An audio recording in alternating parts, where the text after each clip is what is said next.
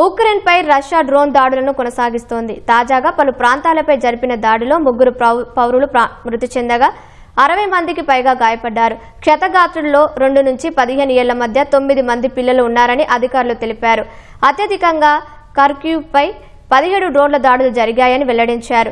మంటలను అదుపు చేసేందుకు, నివాసాల్లో చిక్కుకున్న ప్రజలను రక్షించేందుకు అగ్నిమాపక సిబ్బంది, మున్సిపల్ కార్మికులు, వాలంటీర్లు తీవ్రంగా శ్రమించారు.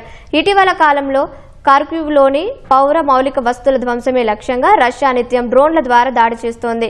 స్లోబిస్కీ, నోవియాన్స్కీ జిల్లాల్లో కూడా బహుళ అంతస్తుల భవనాలు, పారిశ్రామిక యూనిట్లు, ప్రజా రవాణా వ్యవస్థ లక్ష్యంగా దాడులు జరిగాయని ఉక్రెయిన్ ప్రభుత్వం తెలిపింది. రష్యా మొత్తం 85 డ్రోన్లను ప్రయోగించిందని వెల్లడించింది. వాటిలో 40 డ్రోన్లను గగనతల రక్షణ వ్యవస్థలు అడ్డుకున్నాయని వివరించింది. మరో 9 డ్రోన్లు లక్ష్యాలను చేరుకోలేకపోయాయని తెలిపింది.